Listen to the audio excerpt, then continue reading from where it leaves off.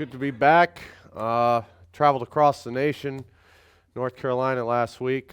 Picked up my little brother. He moved here to Idaho with us, and now he's going to help me out around the church. So this is his first live broadcast. So I told him not to call everybody on the East Coast and give them spoilers.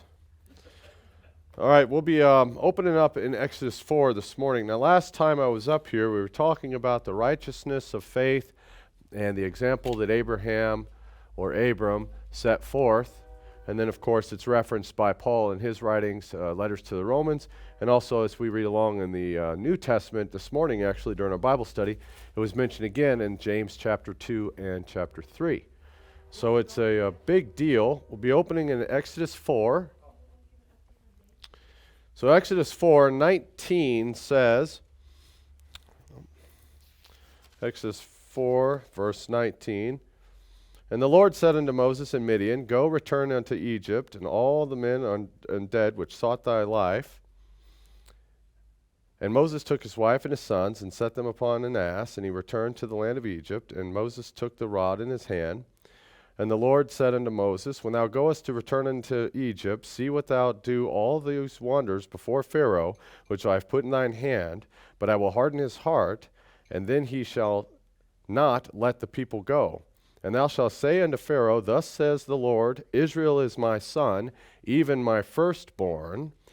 And I say unto thee, Let my son go, that he may serve me. And if thou refuse to let him go, behold, I will slay thy son, even thy firstborn." So this is what Moses is supposed to say and take to Pharaoh. Notice here, what's important in this verse in 22 is that the Lord calls Israel his firstborn son, which gives the Lord firstborn privileges to Israel. And firstborn privileges and firstborn is outlined in what God says he can do with the firstborn in his law. So that's the firstborn, Israel, and that's the work that God started through Abraham. We'll go back. The nation of Israel descended literally from Abraham. And then what we're going to do is we're going to study the terms and the language of the contract or covenant between God and Abraham. And that shows that the word, when we look at this morning, we'll see that the word seed here relates to physical offspring of Abraham, which is a case of physical progeny, bloodline relations. We're not talking about spiritual seed, and we're going to separate these things this morning. So since the Abrahamic covenant is a contract, we're going to look at it this morning from a legal standpoint. You'll find the Abrahamic covenant in Genesis 12. I'll go to Genesis 12:1. I'm going to read the first verse. "Now the Lord said unto Abram, Get thee out of thy country, and from thy kindred, and from thy father's house, unto a land that I will show thee." Now, if we look here at as a legal standpoint, as a contract, this verse 1 is the first clause of the Lord's speech to Abraham, and he commands Abram to leave his land and go to the land that the Lord would show him. Now, according to the genealogical records of Noah, we'll see that according to Genesis 10, that the lands were divided the nations were divided according to their lands. So by leaving his land, then, Abram is in essence leaving his nation. We'll see that as he leaves his father's house. That means he's leaving his relatives and his father's house, Ur of the Chaldees, behind. So then, because Abraham's leaving, he is renouncing his identifications with the nations or peoples who were in rebellion against God at the time. God calls Abraham out of that. Notice the obedience of Abram in this regard, and we see here that it seems to be the language of this opening clause here is that the promises of God from God to Abraham seem to be contingent on his obedience. So in response to Abram's obedience, the Lord promises three things in three different legal clauses with cohortative terms. Now, a cohortative language in legal terminology is an expression of a will to an action, a resolution or a wish. So this is God's language to Abram here that seems to denote something in the future will happen. So look at Genesis 12:2. We'll see the other clauses. This is what God plans to do with Abram. "And I will make thee a great nation, and I will bless thee, and make thy name great, and thou shalt be a blessing." So God's expression is, I will certainly, remember those are the terms of the contract between two parties here, God himself and Abram. God declares, I will certainly make Abram a great nation. This will be a new national identity, since remember, Abram has renounced his old family. The nation will be distinct then from other nations because they will have been descended from Abram. And God called this new nation, it will be great, which refers to a large population. Great is in a large territory, and great, of course, as wise and godly people. Secondly, God stated here in verse 2 that he would bless Abram. Now this is, bless here is from the Hebrew, that's a great personal favor found in Abraham through God, and that would manifest itself in Abram in the way of fertility, we see, and prosperity. Nothing wrong with prosperity. And then third here, God said he promised to make Abram's name great. Now Abram would have had an exalted status then, in authority. That's what his great name is to mean. So Abram is to be a great nation, to be personally blessed, and receive a great name, so that he might be a blessing. But to whom? Look at Genesis 12:3. And I will bless them that bless thee, and curse him that curseth thee, and in thee shall all the families of the earth be blessed. Now the Lord will show favor, or bless those who are favorable to Abram. The second clause of verse 3 here states that anyone who slights Abram, the Lord will curse. And I use that word slights deliberately because in legal terminology, the word slight, or to slight someone, is the implication of intending a lowered position to someone, or technically a curse. So to slight Abram, in these terms here, to slight Abram then means a failure to recognize Abram's exalted, blessed position that's given to him by the Lord himself, you see. So that's slighting Abraham, and that's what God's talking about here. Now, I'm referring here to the misuse of Abram's name and character then, by attributing him to another race or religion, which happens every day in this nation, especially from the pulpits.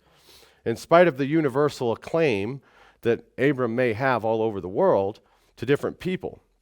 So if you think about the Jews, the Jewish religion, for instance, they do recognize the name of Abram.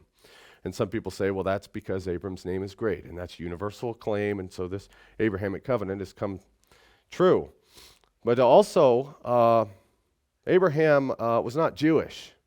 There's no such thing as Jewish here. And then, of course, the Muslims, that religion recognizes the name of Abraham. Now, some people celebrate that to show that, yes, God made sure that Abraham's name was great. That's not what this is talking about. That's another people. That's another religion.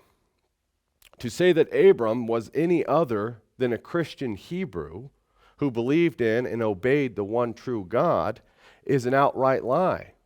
Then that's a slight to Abraham, you see. It's slander, really, in legal terms. And it's an attempt, and we all know this, by others to seize upon his inheritance. You see, this is where we get into legal obligations. So we'll discuss that would be novation in the legal terminology here. We'll talk about that in a moment. Now notice in verse 3, the word families. Now, the word nations, as you go through Genesis 12, you go through Genesis 13, you're going to see the word nation or nations. That comes from the Hebrew word goy or goyim. We know this. But the word families here does not come from that root word. The word families here in the Hebrew means subunits who make up a nation. Families are an intermediate then between a tribe and a father's house. So there is a physical bloodline here. When you see that word families, this is a physical bloodline of those who would go on to receive the Lord's favor through Abram. So not every individual on earth is blessed, is promised then, either Abram's blessing or blessings in Abram. You see, this is not every individual on earth. This is this family. So the people whom will receive the blessings as outlined in this contract, in this case, are the physical seed of Abraham, and they are the ones who will be blessed from this point on.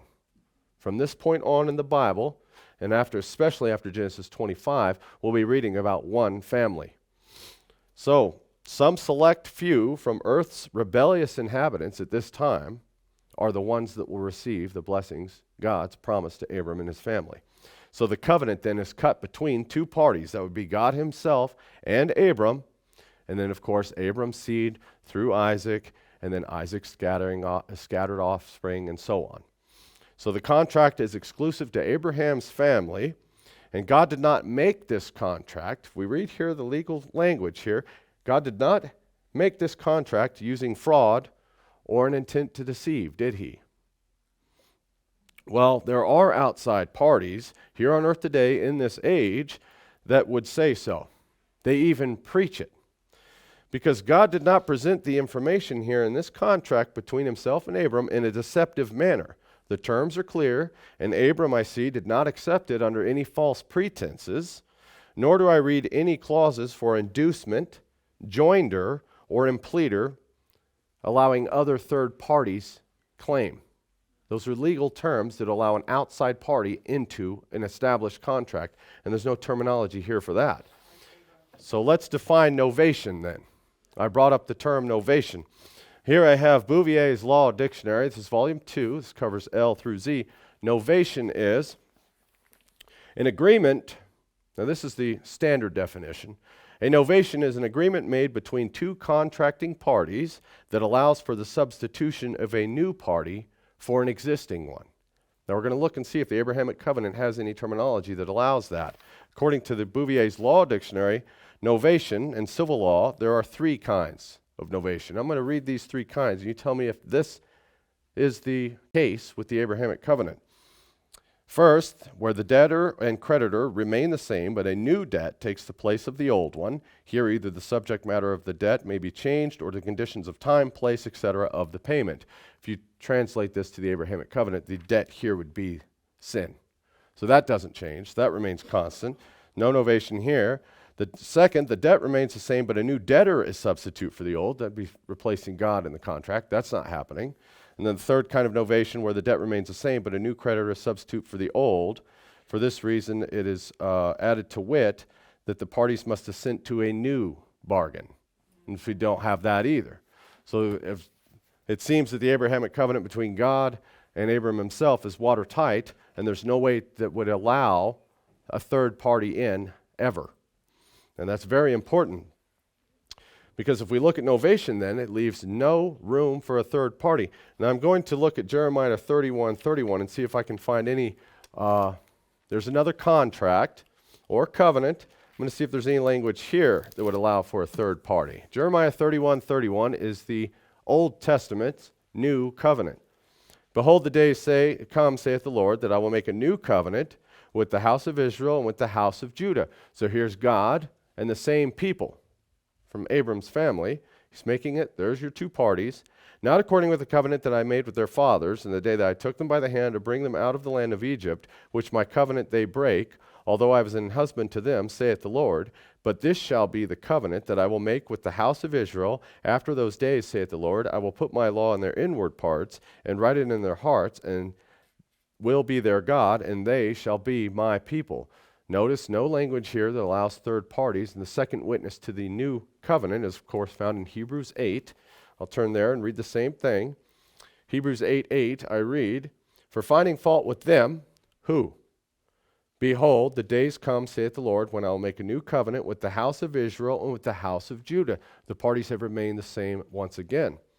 Not according to the covenant that I made with their fathers in the day that I took them by the hand and led them out of the land of Egypt, because they continued not in my covenant, and I regarded them not, saith the Lord. For this is the covenant that I will make with the house of Israel after those days, saith the Lord. I will put my laws into their mind and write them in their hearts, and I will be to them a God, and they shall be to me a people. So there are the terms of the new covenant. And like I said, the same language here in the Abrahamic covenant back in Genesis 12 remains the same. It does not allow for any third party. And you'll see this as we go along. So the way it looks today, the way the Abrahamic covenant is taught today then, is this way. We claim the Abrahamic covenant as ours, and we claim it as still in effect. Now, we've reached that conclusion by reading the Scriptures, and we, as kingdom believers, understand to whom the Scriptures are written. So when we read the Abrahamic covenant, it's quite clear language to us. And we also have observable evidence throughout history and the world we see today as to who the Israelite people are. You follow the chain of Christianity. You see, it's not a race thing. It's an improper argument. We use the Bible-fulfilled prophecy to prove who the Israel people are on this earth. So, there are other people, though. There's other religions and races that say this when it comes to Abraham. They say, well, we believe in that man, Abraham, and we believe he said and did those things, and we believe God said and did those things. Therefore, that makes that our covenant. You see, you can't do that. That's illegal. That makes God guilty of lying here, back in Genesis 12, and of course that's fraud, you see, because he had Abraham agree to a deceptive contract. No, there is no room for third parties here. Now, if God allowed a third party to come in and seize on the contract that he made to Abraham, well, that's very obviously, number 7, the adultery commandment broken. Because what God has done is brought in someone else. He's adulterated the contract, you see. And adultery has everything to do with marriage, but it's not exclusive to a marriage. Adultery is bringing something else in, foreign, mixing pure with impure. You see, God wouldn't adulterate his own contracts because he'd be breaking number 7 very clearly. So let's switch gears, and we're going to go down a few generations to the people at the base of Mount Sinai. We'll go to Exodus 6. These will be the same people. Just a few generations after Abram. Exodus 6. Now this is going to be God's objective with the people that would come from Abraham. Look at Exodus 6, verse 7. And I will take you to me for a people, and I will be to you a God, and ye shall know that I am the Lord your God, which bringeth you out from under the burdens of the Egyptians. God's objective with the children of Abraham here. Look at Exodus 19. It's important to understand that these are all the same people, the same party. Exodus 19, look at verse 3. And Moses went up to God, and the Lord called unto him out of the mountain, saying, Thus shalt thou say to the house of Jacob, and tell the children of Israel, notice, here's who's being addressed, Ye have seen what I did unto the Egyptians, and how I bare you on eagle's wings, and brought you unto myself. Now therefore, if you will obey my voice indeed, and keep my covenant, then ye shall be a peculiar treasure unto me above all people, for the earth is mine. And ye shall be unto me a kingdom of priests and an holy nation. These are the words which thou shalt speak unto the children of Israel. So Moses was instructed by God to remind Israel of the historical facts, which is what we just read about in Genesis, starting with Abram. The purpose for this sermon here this morning is to remind today's Israelites of our history and what it is that we're supposed to be seen doing in the kingdom here and now. And you'll remember that it was the high priest's duty to read the law to the people once a year, every year. So I wanted to remind you as we start our daily works and everything we do is springtime, that us as Israelites, this is what we're supposed to be seen doing. It's a very good reminder of what it is that God expects out of us throughout the year. So God reminds Israel then, here, of his own faithfulness to them. And that's what we're to be reminded of. This is our history. Next, the children are offered full covenant privileges on the condition that they, on their part, gave an oath of loyalty as a nation to God. The nation from Abraham are the people here gathered at the Holy Mount. So this is what's going to happen next. Look at Exodus 19, verse 8. And all the people answered together and said, All that the Lord has spoken, we will do. That's what we committed to when God brought forth his terms to us. He reminded us who we are, where we came from. He reminded us of our history. Then he gave us some instructions. Now remember, Israel said, what God said to do, we will do. And you keep that in mind as we go about our daily activities all year long. So Moses gave the report back to God, which is our party. Now look at, this is verse 19:8 was, they said, yes, we will do what the Lord has instructed us to do. That's our family. That's our family that said this. We're those people that came after them. Now next after this, the covenant that God's cutting between the people at the Holy Mount and himself is going to be formally ratified to national Israel. And that's something you don't hear often preached anymore, is that God has claimed the whole nation. Now, if you go through the ratification here in chapter 19, there's a lot of symbolism that follows. Verses 10 and 11 instructs the people to purify themselves in preparation for the Lord's presence. Now that's, if you look at 10 and 11, you're going to see some ritual cleansing. That's symbolic about how we as mortals at this time were estranged from God. Verses 12 and 13 further illustrate this by imposing the death penalty on any man or beast that touched the mount. You see, as of yet, we are still very far from God, and that's what these things show us. Now, if you go into Exodus 20, God manifests himself to his children after the preparations in chapter 19 are complete. And first comes the voice of a trumpet with thunderings and lightnings, causing the people to stand afar off, another witness that we could not approach God, as we are not yet reconciled to him. God's voice is heard speaking the 10 Commandments, and a lot of people forget that God actually spoke his law to the children. And then the people, after hearing God's voice, they fled and were full of terror and demanded that Moses then mediated between them and God. You remember all this.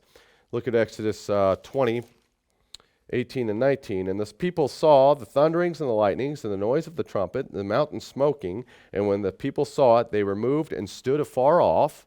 And they said unto Moses, speak thou with us, and we will hear, but let not God speak with us, lest we die. And notice the terror the Israelite children are full of here, and God will give them the reason in a moment. And then look at Moses' response in verse 20. Very interesting, very important. And Moses said unto the people, fear not, for God is come to prove you, and that his fear may not be before your faces, that ye sin not. So what is that? God here, that word prove, can be translated test you. God is letting the people here at this mount know who they're dealing with. And it's a very healthy fear they have now. God proves or tests us to see if we have a heart to obey him. And that's a difficult concept in most modern Christians' minds, that God actually proves his children to see whether or not they will obey him or not. Later on, that's called integrity, doing the right thing when no one's looking, right? After that, Moses then approaches God as a mediator and receives the basic laws of the covenant. These are regulations in verses 21 and 23. These are regulations concerning community life, Israelite life, everyday life. In the next few chapters here in Exodus are various laws and community laws, family law. Then we get to chapter 24. Moses recounts the laws he's just given to the people. And look, here's their people. Moses has repeated the law again. Verse 24, and this is the people's response. Chapter 24, verse 3. And Moses came and told the people all the words of the Lord and all the judgments, and all the people answered with one voice and said, all the words which the Lord has said, we will do.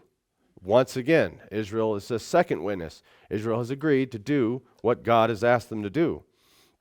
And a reminder that our people as a nation pledged total obedience to God. Now, we too should be reminded of this every so often, because if we want the benefits of the covenant, then we must obey God. Your attitude towards God and his covenants is predicated on what you do with his law word. You see, everyone wants the benefits, but nobody wants to do the work. Next, after this, the ratification of the covenant proceeds, and you'll see in verse 4 an altar is built, and next to it is 12 pillars. I shouldn't have to tell you, but the 12 pillars are indicative of the 12 tribes, God's firstborn. Verses 5 through 6 are burnt offerings and peace offerings. Now we studied the altar a few sermons ago. So God is represented by the altar here in these peace offerings. So God has entered into his part of the covenant. There's God as the party. And then verse 7, I read, "And he took the book of the covenant and read it in the audience of the people, and they said, 'All the Lord has said, we will do, and be obedient.'" Yet another vow to the Israelite people to God concerning his covenant. A third pledge of obedience of Israel to God's law. Must be an important thing if it's 3 times already. Verse 8, "And Moses took the blood and sprinkled it on the people and said, 'Behold the blood of the covenant which the Lord has made with you concerning all these words.'" That blood seals the contract. This is a permanent blood covenant between God and his children. No language here for third parties. And of course, we are then obligated. We pledged our obedience at least 3 times. And after the 3rd time, it was sealed in blood. Now after this, the situation changes. And you'll notice the approach to the mountain is no longer forbidden. And the appointed representatives who were standing far off stood afar off no longer. And of course, these were symbolic tokens of Israel being estranged from God. Remember, look at verse 9 and 10. "Then went Moses and Aaron, Nadab and Abihu, and 70 of the elders of Israel, and they saw the God of Israel that was under his feet as it was paved work of a sapphire stone, and it were the body of heaven in his clearness. And upon the nobles of the children of Israel he laid not his hand, but they saw God and did eat and drink." So approach to God was now possible, and a meal and fellowship was enjoyed here on the basis of the covenant. You see, the scene's changed now that we've accepted God's terms here. So Israel, national Israel then, after all of this, became the covenant people. No one else. And we'll prove it. Deuteronomy 7. Deuteronomy 7:6 says this, the same people we just left at Mount Horeb, this is what God says of them. "For thou art an holy people unto the Lord thy God. The Lord thy God has chosen thee to be a special people unto himself above all the people that are upon the face of the earth." Notice the legal exclusivity here. There is no one else. Look at verse 7. "The Lord did not set his love upon you, nor choose you because you were more in number than any people, for ye were the fewest of all people.